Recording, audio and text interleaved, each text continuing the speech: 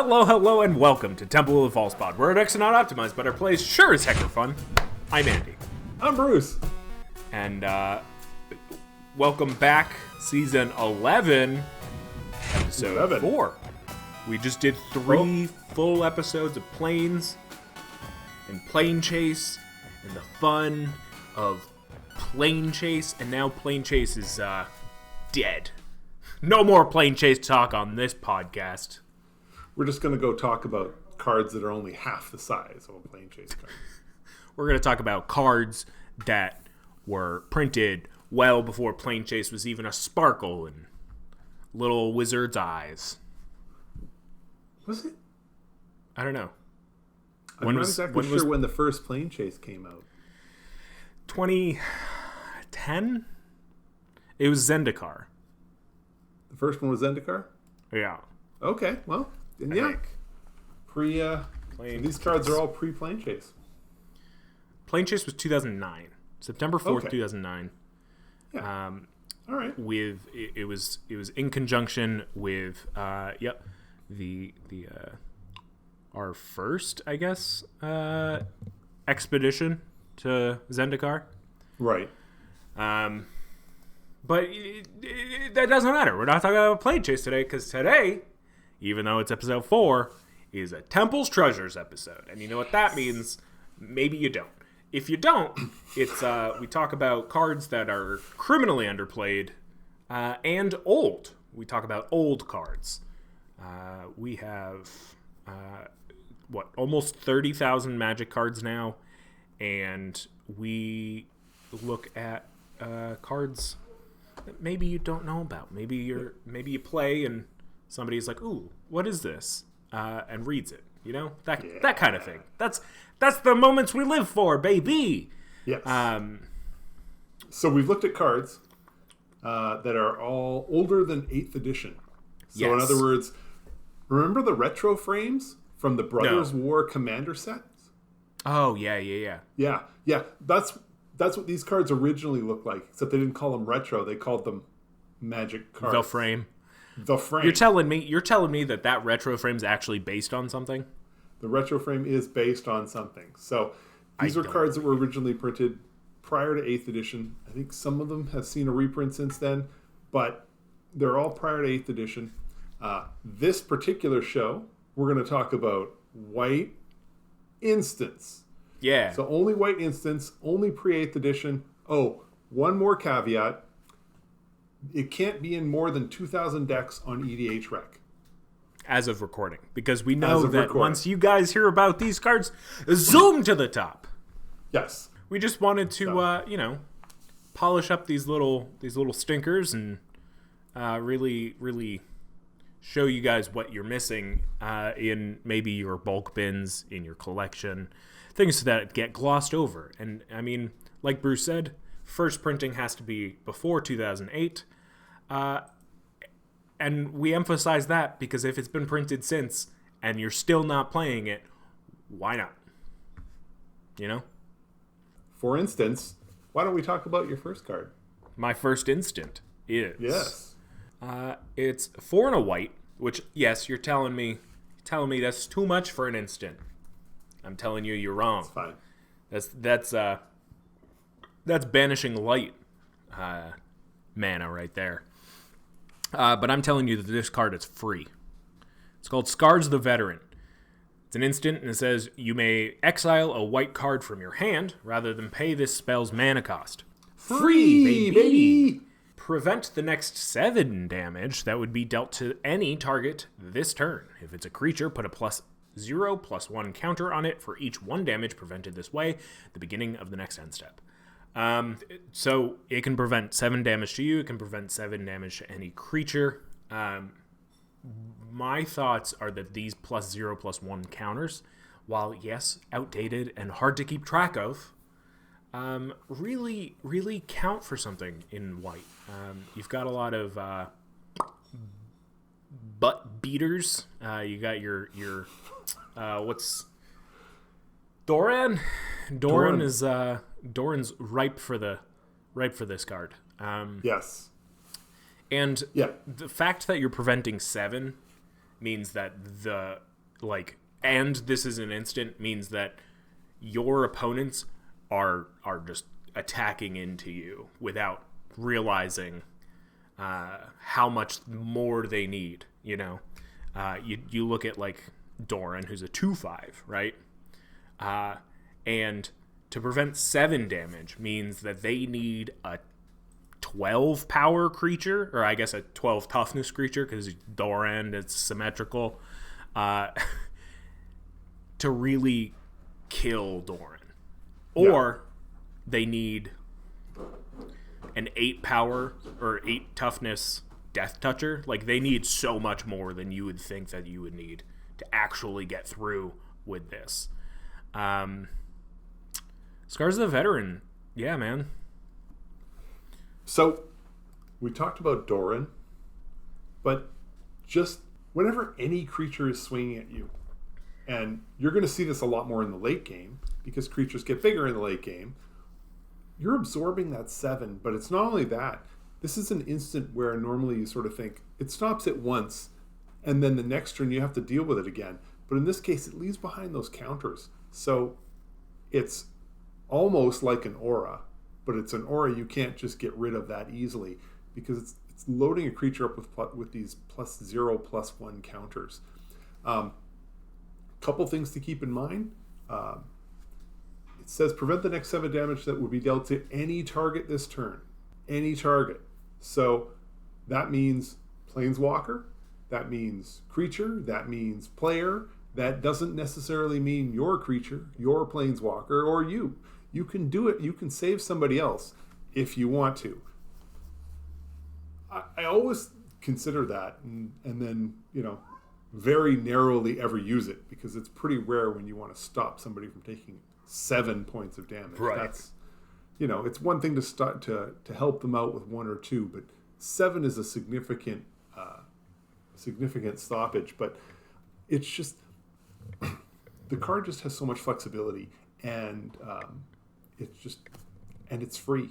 The cost of removing a white card in your hand from the game, or exiling a white card out of your hand, even Force of Will isn't that cheap. So, and in case you were wondering, yes, in fact, this is part of a cycle with Force of Will. Each color has one of these cards where you can cast it for free by discarding other cards in your hand. And yes, I was the unlucky one that pulled 3 copies of these out of packs. Not a single Force of Will. Of course, at the time, I didn't understand that Force of Will was a good card, so it wouldn't have mattered anyway. I probably wouldn't have used it. But still, there you go. Yeah. I don't know that. Yeah, and I think the thing to keep in mind here, obviously, if you haven't played one of these types of cards, is that lands are colorless. So you cannot pitch a land to right. To fuel this. A plains is not going to cut it. Yeah. That said, a free spell is a free spell, and beyond even preventing that 7, right? The fact that they're counters, like you said, is not minor, because now you have something that is supremely defensed, right? And even if you're not playing like a Doran deck, now you have a really, really good blocker. Well, it's so funny. I've had plenty of times when I've had the chance to play this, when I put my 1/1 bird in front of a 7/7 trample. Now I've got a 1/8 bird that can stuff that 7/7 trample every single turn. Yeah. And it's just miserable for the opponents, because it's got 8 toughness, and that's going to be hard to deal with. You're going to have to bounce that thing. You bounce it or use up a piece of removal on what was a 1/1 creature. And I think that's the thing here, right? That's is you're playing against something with trample, and now your thing is always big enough. Right. For those wondering, it's in 95 decks. So your first card Yeah. is in significantly more than 96. My first card is in 216 decks on EDH Rec. My card is Jabari's Influence. Jabari's Influence is 3 and 2 white, and it says, cast this spell only after combat. So, not in the middle, not before, after combat. Then it Second main phase, end step. Well, then it says, gain control of target non-artifact, non-black creature that attacked you this turn. And put a -1, -0 counter on it. Because we didn't get enough of the +0, +1. Now we've got a -0, -1 counter on it. Smaller head. Smoother brain. Right. So, when can you play this card? Only after you've been attacked. So not your turn. Right, not your turn. Somebody else's turn.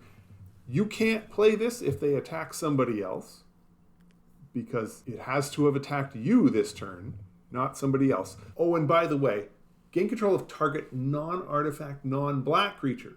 So if the creature's black or it's an artifact, no go. You can't take control of it. Now, okay, so I just went through all the negatives on the card, and I assume those are the reasons that that there's only 216 intelligent people out there using it in their decks. The thing to remember is that when else does white get to take control of somebody's creature? It just doesn't happen.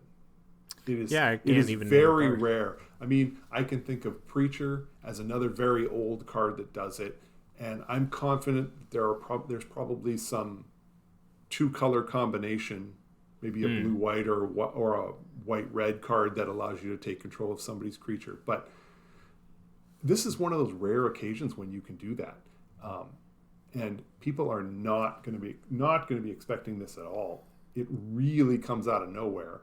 The surprise factor on this thing is just huge. When an opponent sees that you have 5 mana, they're expecting you to play a flash creature or something else. Like, they're thinking you have some kind of trick, but they're certainly not thinking, oh, you're going to take my creature? That's not the way it goes. I look at this and I say to myself, this is a great surprise card when there's one dominant creature on the board. So you look out over the board and you're thinking, that creature, that's the one that's the problem. And when that creature attacks you after combat, then you can use Jabari's Influence. Yeah. The problem is, what happens in a board where there's more than one nasty creature? What happens when there's a Diluvian Primordial and I don't know, take your pick of big, ugly, nasty creatures? When there's multiple of them, when do you use this card? I mean, in essence, you're probably going to use it on the first big creature that attacks you, because then you get it, and now you've got a blocker against all the other ones, or maybe a threat against the other ones. Jabari's Influence is one of those cards when, if there's only one powerful creature out there, then I'll keep it to myself, and then I get control of that creature. If there's a whole bunch, I think I want to accidentally reveal that I've got Jabari's Influence in my hand. Yeah. Because I want my opponents to know I've got it. I want them all to know that all of your big creatures, first one swings at me, I'm taking it. Yeah. And then you won't have it, and I'll have a blocker. And then you're in the same situation I'm in now, except I have Jabari's Influence.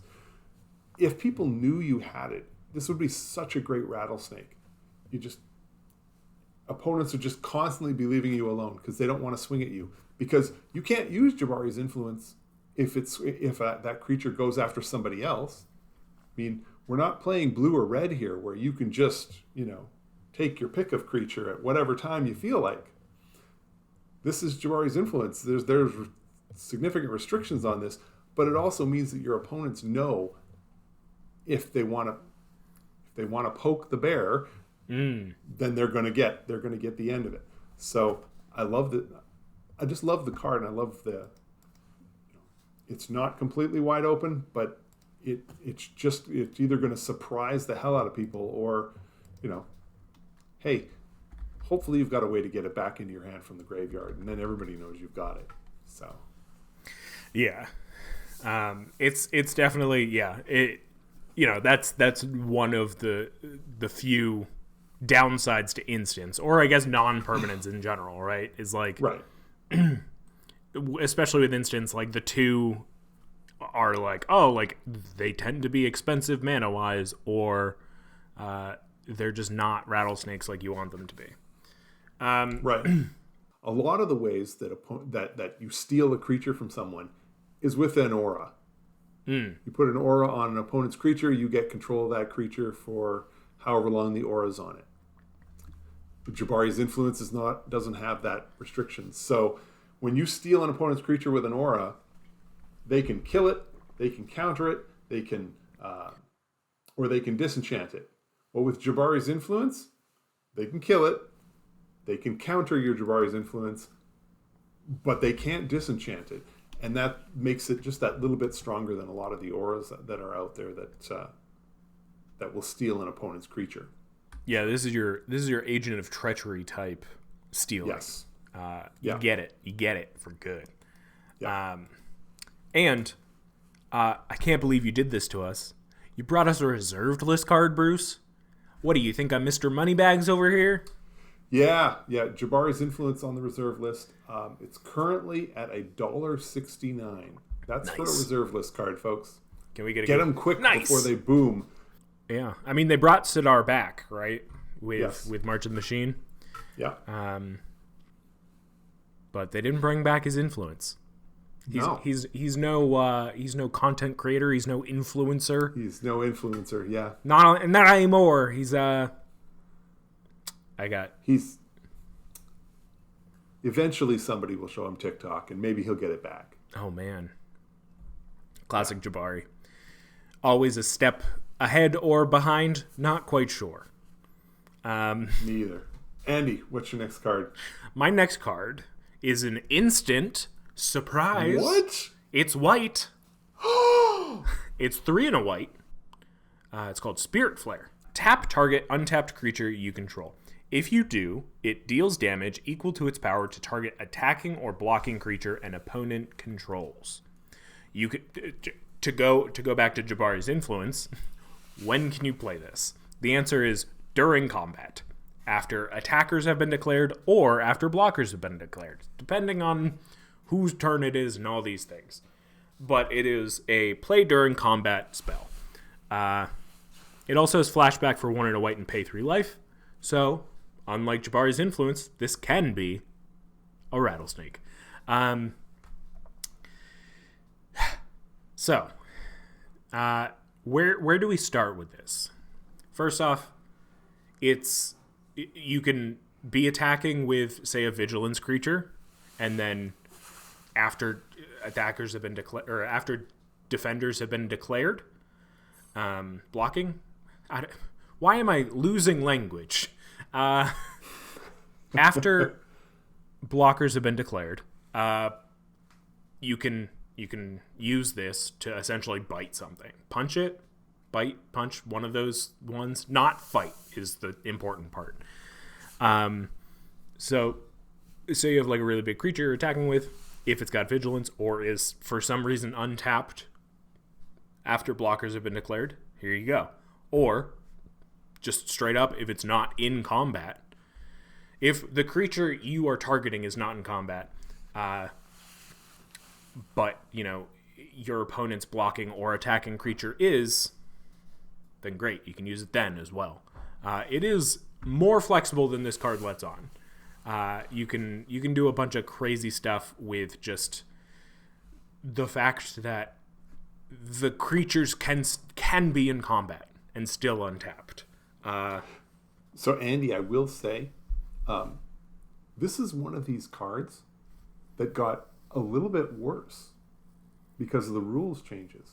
Because it used to be, say, if you were blocking, so you'd be blocking with your creature, and then if your creature was tapped, it removed it from combat. So it meant that this would be a card where you can block, and then before damage, you would play Spirit Flare, tap your untapped blocker. It would deal damage equal to its power to a target attacking or blocking creature, so one of the attacking creatures, and it would drop out of combat, so it would take no damage itself. That's wild. Yeah, so that was, so you're sort of getting a double situation, and yes, the creature's still blocked, so it wouldn't do any damage. It would have nothing to do damage to. However, now if you block with your creature and you tap it, it's going to do the damage thanks to Spirit Flare, but it's also going to take damage anyway. Yeah. However, the thing to keep in mind with Spirit Flare is that it doesn't have to be the creature that you were blocking. It can be any attacking or blocking creature. It's great. Right. I mean, just because you could, you can apply that damage and double up on another creature. You can, you can flip things around and do it however you want. And like Andy's already said, you can do it to a creature that isn't actually in combat. No, your creature doesn't have to be in combat. Right, that's what I mean. Their creature does, yeah. Yes. So yeah, you can do the damage, but you don't even have to declare it as a blocker. So. And the cool thing too is that not to keep comparing things to Jabari's influence, but unlike Jabari's influence, where the creature had to attack you, the blocking or attacking creature doesn't have to be in combat with you at all. Say player 2 and player 4 are, one of them's attacking the other. You can get your creature in there to punch somebody and really change up things. Right. I mean, this just messes with your opponent's combat math terribly, because you can do something to the basically gang up with one of your opponent's creatures to take out another big troublesome creature. It's super nice. The other thing I really like about it, I had mentioned that the flashback gives it somewhat of a rattlesnake kind of deal. Definitely. You can just do it twice. Granted, not on the same creature because you have to tap an untapped creature, but you can do it in rapid succession. What's your next one, Bruce? My next one. Oh yeah, for those who didn't know, that was in 61 decks. Perfect. My next card. 1 mana. 1 mana. Not as good as free. Not as good as free, but 1 mana. Piety Charm. So Piety Charm says, here are your 3 options. You can destroy target aura attached to a creature. Target soldier creature gets +2/+2 until the end of the turn. And you need to be playing soldiers for that to be effective. Yeah. Or something like the feather, like a feather type. Yeah. I will say that I have run this in decks that didn't have any soldiers in it because I still felt it was worthwhile. The third ability is creatures you control gain vigilance until the end of the turn. So, a couple things to consider. First off, 1 mana. 1 mana is so easy to hide. This is not Jabari's influence where you're holding up 5 mana, where your opponent knows something has to be coming. This is 1 mana. Maybe you just didn't have a way to spend it. Yeah, so they're not expecting this at all. Yeah, or they're expecting, something like your swords or your path, Could be. But the options that you get on this, of the 3, I would default more towards using the vigilance option.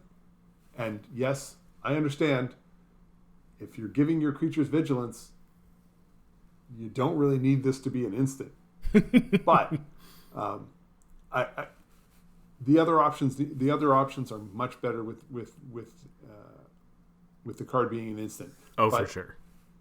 I just think that in virtually every game where you're going to play this card, you are going to have multiple creatures on your side of the battlefield, and the ability that on any one of your turns you can suddenly give your creatures vigilance, which means they can attack and they're still around to defend, because we've all run into board states where you could swing in and do a decent amount of damage, but the kickback is going to be really bad because you're now undefended.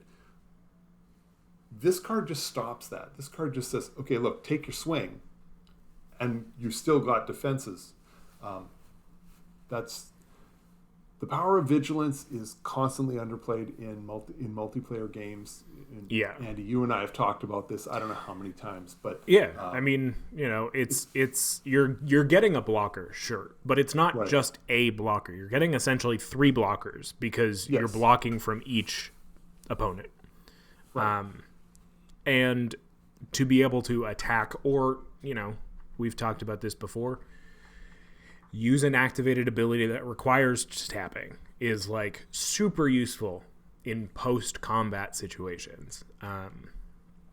It's giving all of your creatures vigilance, especially in white, is excellent because a lot of white strategies are go wide rather than go tall. Right. So you're just getting, like, with the addition of each creature, you're just getting more and more value out of a single white mana. Yes, out of single white mana. As much as I play up the vigilance, I don't want to downplay destroy target aura attached to a creature. A lot of times that aura is something that somebody else has put on your creature, whether it's to stop them from attacking or blocking, or somebody has stolen one of your precious creatures, and they're holding on to it with an aura. You resolve both of those situations. And if that's not happening, there are enough Enchantress decks running around where people are just using enchantments. I mean, it's like, no. We're seeing a lot of runes lately. We're seeing things like All That Glitters, where you get a +1/+1 for each artifact and or enchantment you control. So, like, that will just immensely screw up combat for your opponent if you hold on to this until combat.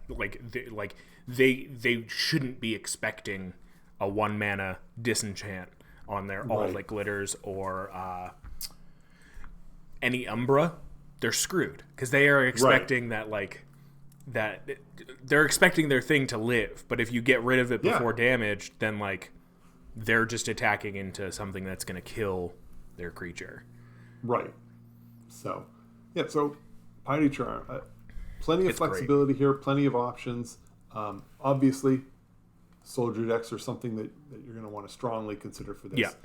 Piety Charm is in 126 decks on wow. Yep. Comes in at a whopping quarter. Wow. All right. We're going to take a quick break. We're going to come back with 2 more each. So that's 4, as you can see here.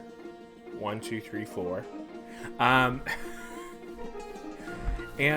when we get back, we're each going to have 2 more. How else can I say this? We got more of the good stuff coming your way right after the break. 4 more of the gore blower. Boar. Anyway, we'll be right back.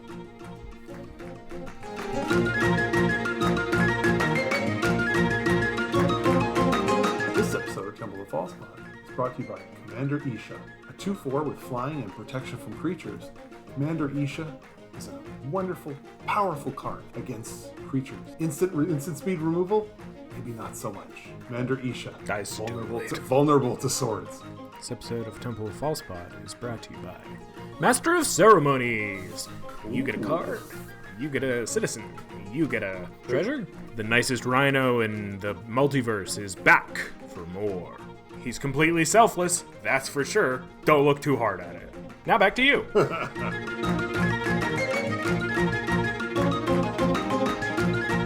So Andy, we left off with Piety Charm. Mm-hmm. What do you got? I got 2 more. That's what I got.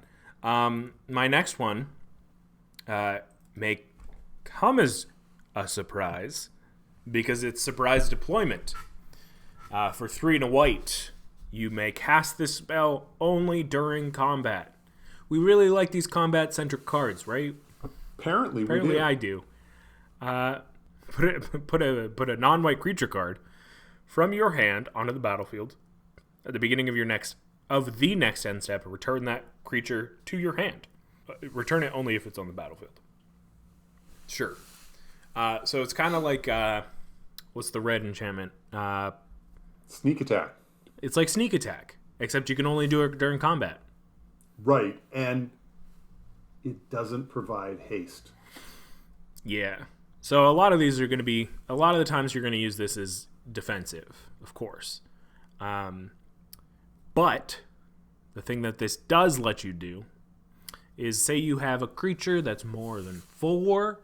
White is a color, a big color. I'd say one of the 2 main colors that this effect is in. Flicker. So during combat, flicker out your, surprise deployment out your,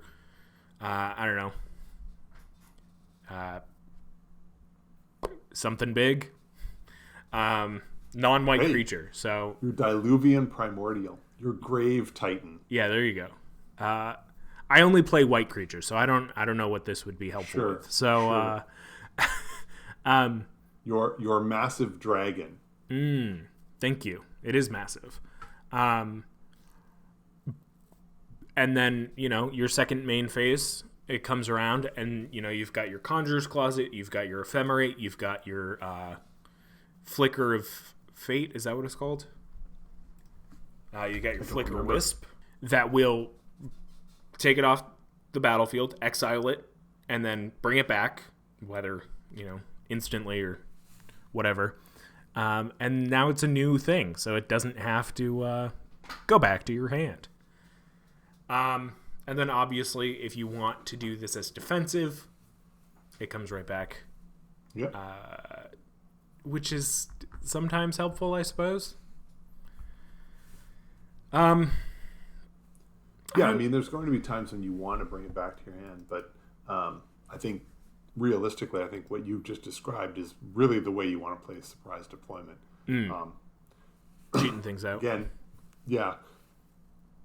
You can play it on your turn, but I would still prefer to play it on an opponent's turn just so that it is there to block. And then you can do the flicker aspect afterwards. The other thing to keep in mind, it does say non-white. This is not a mono-white deck kind of card.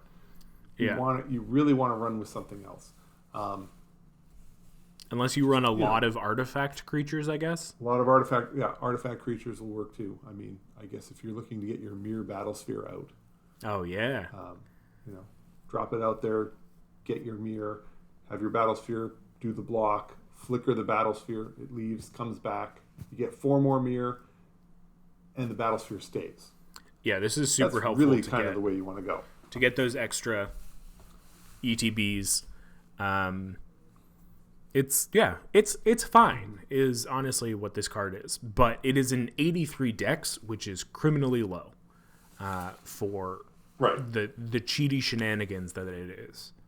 Yes. I think a lot of it, too, happens with the fact that it's 4 mana.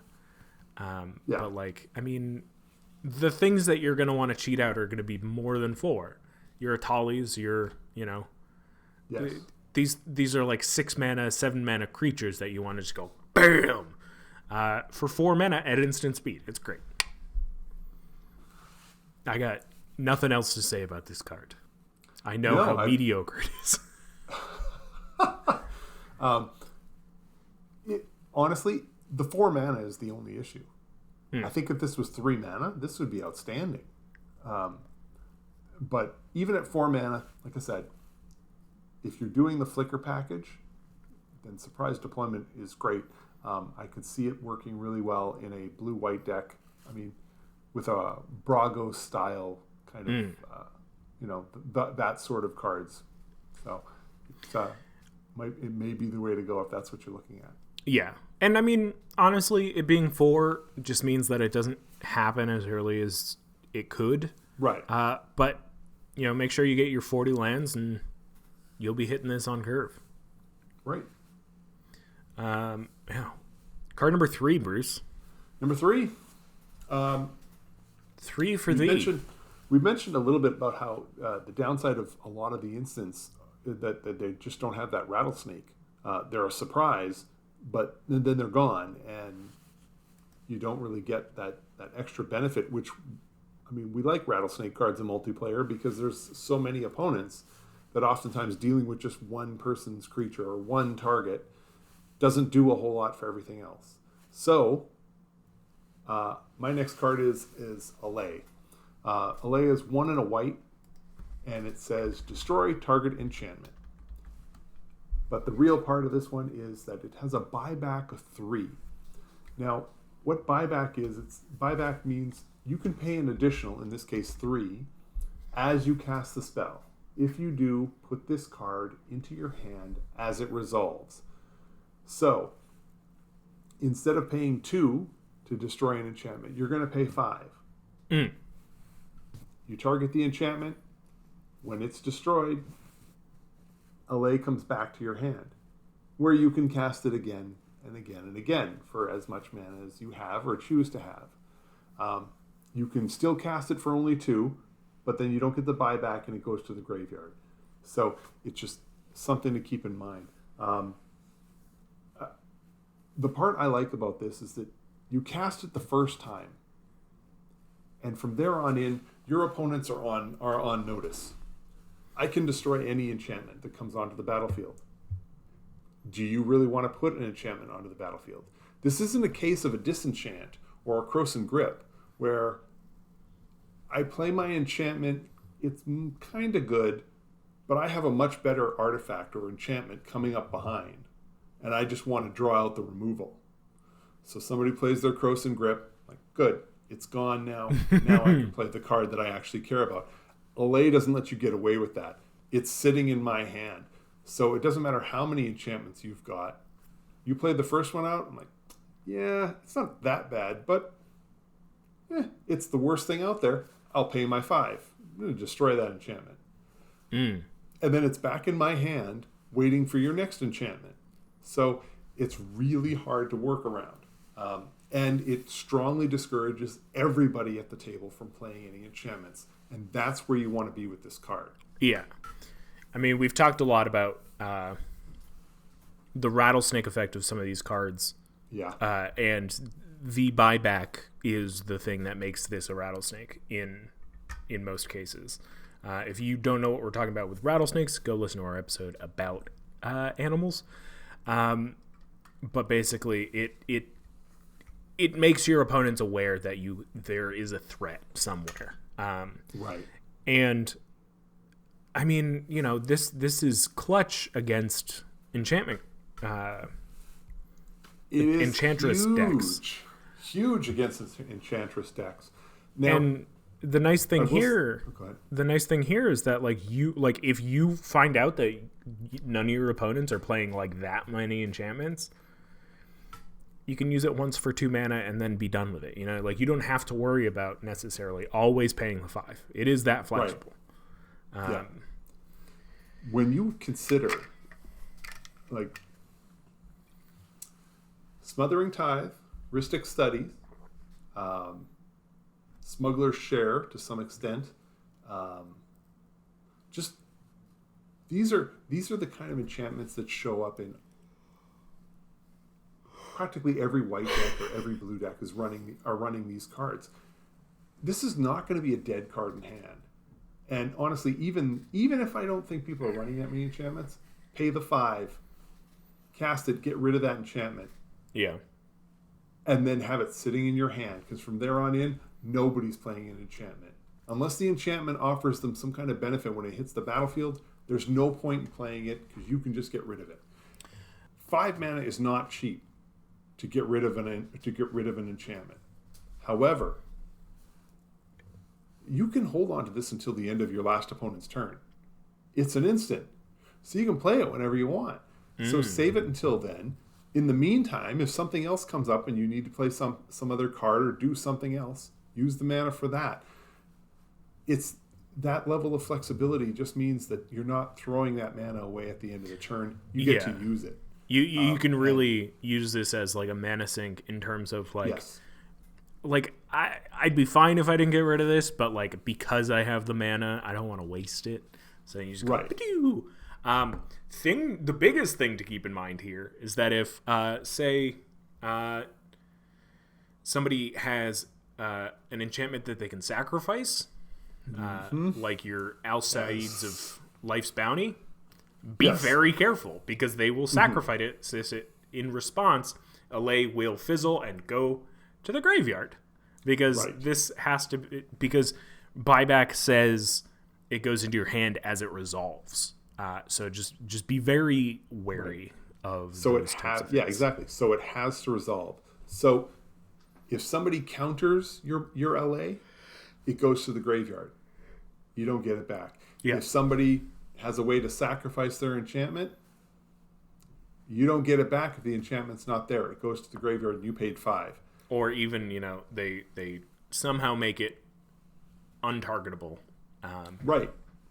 Yes. Or indestructible. Anything that prevents the spell from resolving causes it to go to the graveyard. So when you are burning around and burning up other people's enchantments, keep that in mind. A lot of times, the best way to do this is to pick off that Phyrexian Arena or something the red players got, because they're the ones who are least likely to be able to get rid of that card. You take it out, and then have it sitting in your hand, and then you can make threatening gestures to the ones that you can't really deal with, but they don't necessarily know that. So you can, you play it up, work it around, and do your best.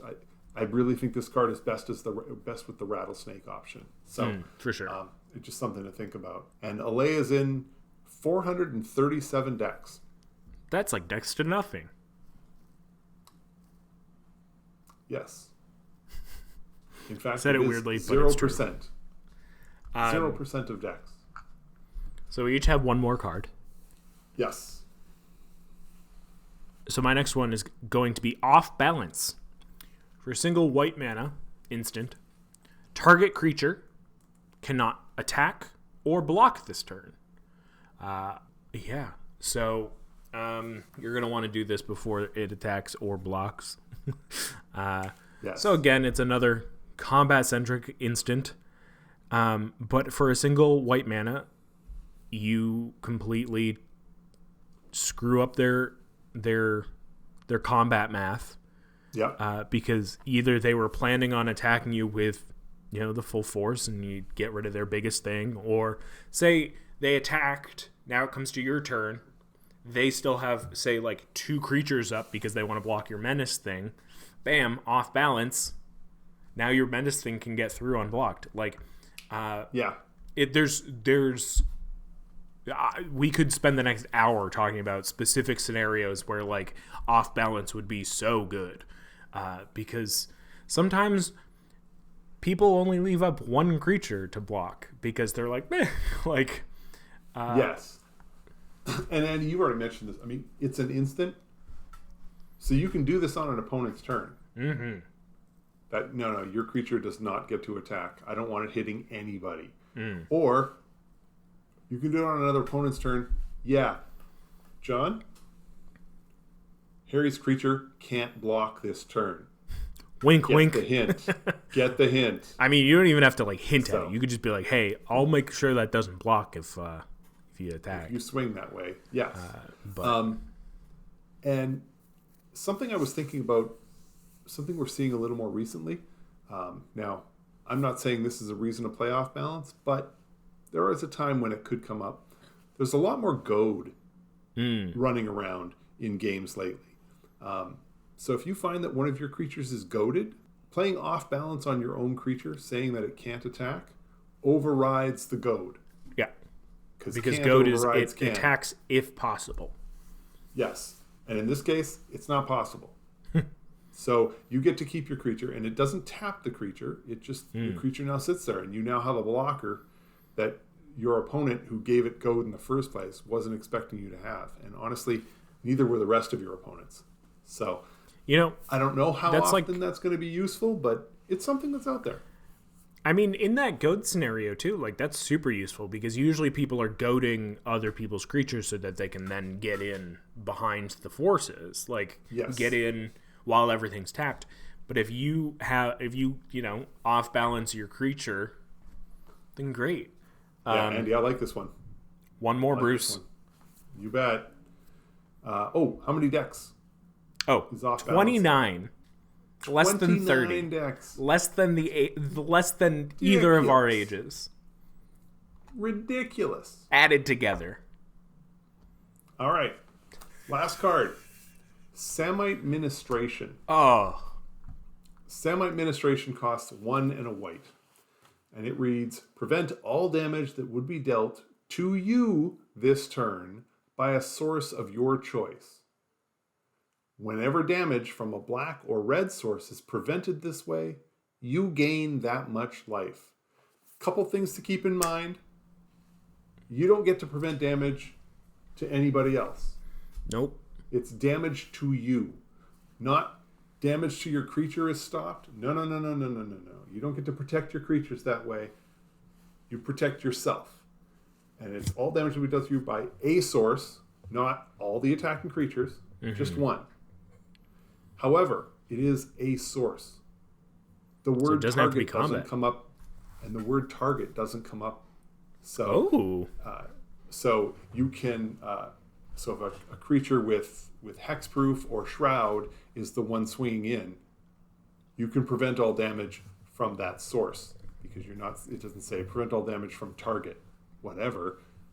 It just says a source. So you're good to go. Now, obviously, the life gain is the big kicker part of this. And when you look at it, it means that 40% of the time you're going to be looking at black or red damage coming your way. So, and when you consider a commander game, odds are at least one of those players is going to be playing black or red. Yeah. I mean, I'd say the odds are good that at least two of those players are going to be playing black and or red. So, I don't think that this is as niche as it looks. I also think people need to remember that we're not just talking about preventing the damage. So if somebody swings in with that 5/5 dragon, you prevent the damage that the dragon does, but then you're also gaining the life. So you're not just preventing 5, you're preventing 5 and gaining 5. It's a 10-point life swing based on what this 2-mana instant has just done. This is nothing to laugh at. It's good. And when you think about thinking about double strike creatures, the damage is there. It's from that source. It just comes in twice. You can do both. What I like about this card is if you think about it in terms of, say, Deflecting Palm. So this is clearly half of Deflecting Palm. Or I guess it's a mono white version of Deflecting Palm. Because Deflecting Palm takes that one source of damage and pushes it back at its controller. Yeah. And then with this, you're just absorbing it and taking it on as life gain, right? But like, how many games have you seen Deflecting Palm win the game, right? Like somebody is like, oh, I'm going to win the game because I'm hitting you for 30 damage with this spell or with this creature. They use Deflecting Palm and it goes right back at them, and then they die. But what if that person then has this Samite Ministration? They're just gaining that life instead. Like it's like Deflecting Palm into Samite Ministration and just the most absurd thing for 2 mana. It's honestly easier to cast than Deflecting Palm. And like, sure, it's not progressing the board state as far, but like, it's also a different card. And I don't even mind saying it. Deflecting Palm is a better card than the Samite Ministration. But Deflecting Palm, you need to be running red and white. Samite Ministration goes into mono white, goes into white and any other color. It doesn't matter. It can go in way more decks than Deflecting Palm can. And if you're running Deflecting Palm, maybe you do want to run Samite Administration as well. I mean, no, it doesn't flick that damage back at them and finish them, but it can smack you up into a pretty high life total if your opponent is, coming in with that big swing. Something else, finally, one of the last pieces that I wanted to talk about was Samite Ministration. 2 mana, it's just not that hard to keep it open. It's just not. No. I mean, you can make this work in your favor, and it will come out of nowhere on your opponents. They are not going to be expecting Samite Ministration. Who would? So, this card is in 113 decks. Wow. Yeah. That's even less than before. Right. The other one. Yeah. Oh, yeah. Yeah. It's great. That's the 4 I've got. That's the 4 you've got. Yes. I think it's time to start wrapping up. Now, you audience member out there can see the beauty of Temple's Treasure. I'm going to have a link. I'm going to have a playlist linked below of all of our Temple's Treasures of past in the description. Okay. So go check that out. We love old weird cards that have niche cases. I mean, I think that's the thing to keep in mind here is that some of these cards are extremely niche. I mean, Scars of the Veteran probably doesn't belong in every white deck, but like there's some cases that it absolutely is a house. It's a beating. Like, yeah. Each of these, if we're talking about decks or cards that are in as few decks as these are on EDH Rec, obviously we are showing you cards that are going in very specific decks. Yeah. And and they're solid in those decks. I'm not going to pretend that Scars of the Veteran. Scars of the Veteran is not one of the top 5 cards that goes in a Doran deck. It's just not. But it's certainly good enough to be in a Doran deck. In most Doran decks, even. In most Doran decks. And it's definitely something to consider. Samite Administration, again, I mean, for some of your, if you're building the deck in a certain way that you're not really that concerned about, about damage getting through, maybe that's what you're looking for in your deck, then yeah, Samite Administration is not going to do a whole lot for you. But otherwise, these are all cards, and I mean this for all the Temple's Treasures. These tend to be cards that go into very specific decks or are, this is the 50th card in your deck. The 55th card in your deck. These are a little lower down on the popularity poll, but I guarantee you play these cards, your opponent is going to pick that card up and go, what is that? They're not going to know, and that's kind of, that's a big part of the fun of Commander. So. Yeah. If you find another niche case for any of these cards, whether it's in this episode or any of our Temple's Treasure episodes, yes, feel free to leave a comment below. Feel free to reach out to us on Twitter. If you really want to, you can email us, but, not the easiest way to get to somebody. Hang out for the rest of the season. We've got 6 more episodes on this fine season 11. And let me tell you now, some of them are going to be pretty special. We got a loaded season for you coming up, and we're already on episode 4, almost halfway there. Yep. But thank you so much for hanging out. We're Temple of False Pod. We're actually not optimized, but our plays sure as heck are fun. I'm Andy. I'm Bruce.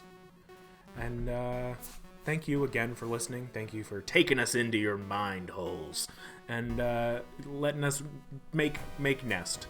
Share us with your friends, like, comment, subscribe, all that stuff. Play some magic for me, and may your 5th land be the temple. Bye! Wait, before you go, I just wanted to say thank you for listening. You can reach out to us via email at falsepodmtg@gmail.com or on Twitter @falsepodmtg. Bruce is at ManaBurned, and I'm at Andy Weekend, though you'll definitely notice I use the podcast Twitter far more often. Now that we've got you here, make sure you subscribe, like, rate us on whatever podcast platform you use. It helps us out. It gets us more reach. Subscribe to us on our YouTube channel. Like a video there. Leave some comments for more casual enjoyment. Thank you so much for listening. We'll be back with some more timeless discussions about all things casual. So come hang out, and may your fifth land be the temple. Bye-bye. Should I do my best, Bruce? Bye!